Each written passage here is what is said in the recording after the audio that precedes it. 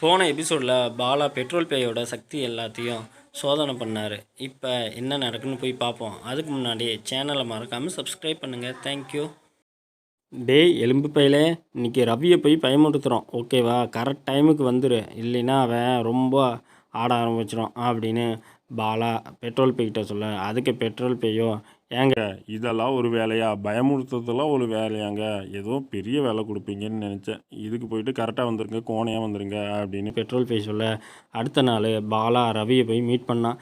டேய் என்னடா சாட்டர்டேலாம் ஸ்கூல் போய் படிக்க ஆரம்பிச்சிட்ட போல, இப்படி படித்தேன்னா நீ இந்த டைமு ஃபஸ்ட்டு மார்க் வாங்கிடுவியே அப்படின்னு பாலா ரவியை பார்த்து சொல்ல, அதுக்கு ரவியோ, ஆமாண்டா, நானாவது ஸ்கூலில் போய் படிக்கிறேன், நீ வீட்லேயே உட்காந்துக்கிட்டு அமுக்கு நீயாட்டம் எல்லா வேலையும் பண்ணிக்கிற, படிக்காமையே இருக்கிற, திடீர்னு ஃபஸ்ட்டு மார்க் வாங்கிடுற, எப்படி தான் வாங்குறியா என்னன்னு தெரியல, நீ எல்லாம் எப்பட்றா ஃபஸ்ட்டு மார்க் வாங்கின, எனக்கு ரொம்ப டவுட்டாகவே இருக்குது அப்படின்ற ரவி பாலாவை கேட்க, டேய் ஸ்கூலில் போய் படிக்கணும்னு ஒன்றும் கிடையாது, நம்ம வீட்டில் உட்காந்து கூட படிக்கலாம் அப்படின்னு பேசிக்கிட்டு இருக்கும்போது ஒரு பேய் கிராஸ் பண்ணுச்சு. அப்போ ரவியா, டேய் இப்போ பார்த்தியா, என்னமோ ஒரு உருவம் பூதம் மாதிரி என்னமோ ஒரு உருவம் போச்சுடா, நான் பார்த்தேன்டா அப்படின்னு சொல்ல, அதுக்கு பாலாவோ, எது உருவமா?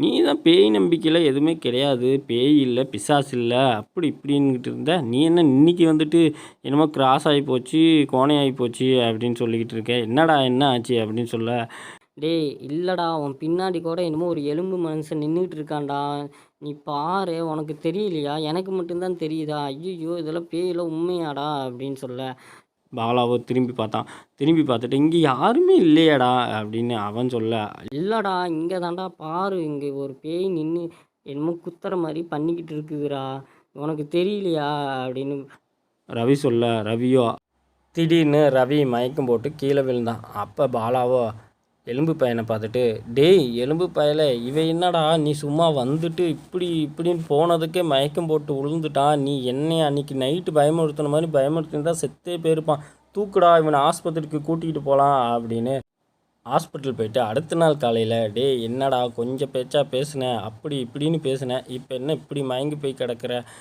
டேய் ரவி எந்திரிடா டேய் அப்படின்னு அவனை எழுப்பிட்டு, என்னடா என்ன ஆச்சு, எதுக்காக அன்றைக்கி பேசிகிட்டு இருக்கும்போது மயக்கம் போட்டு விழுந்துட்டேன், சாப்பிடாம கூட படிக்க ஆரம்பிச்சிட்ட போல அப்படின்னு பாலா ரவியை நோக்கி கேட்க, ரவியோ, டேய் நீ விளையாடாத, நம்ம பேசிக்கிட்டு இருந்தோம்ல, அப்போ ஒரு பேய் என்னை ஃபஸ்ட்டு கிராஸ் பண்ணி போச்சு, அதுக்கப்புறம் உன் பின்னாடி நின்றுக்கிட்டு கையை காமிச்சு ஆட்டுச்சு, நான் தான் உன்னை பாருன்னு சொன்னேன்ல, நீ பார்க்கவே இல்லையாடா, அங்கே பேய் இருந்துதுடா அப்படின்னு ரவி பாலாக்கிட்ட சொல்ல, என்னடா நீ பேயின்னு சொல்கிற, என்னால் நம்பவே முடியல, நீ தான் பேய் இருக்காது ஒன்றும் இல்லை அப்படி இப்படின்னு சொல்லிக்கிட்டு இருந்தேன், இப்போ பேய் இருக்குன்னு சொல்கிற, போய் படுத்து தூங்குடா டேய் அப்படின்னு பாலா ரவியை பார்த்து சொன்னான்.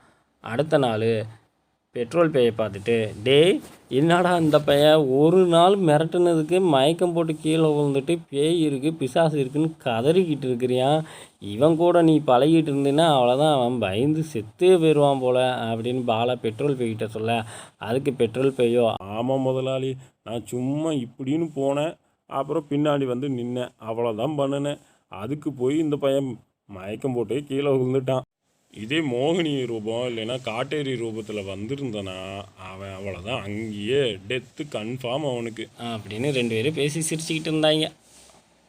அடுத்த எபிசோடில் என்ன பண்ண போகிறாங்கன்னு தெரியல, போய் பார்ப்போம் அடுத்த எபிசோடில்.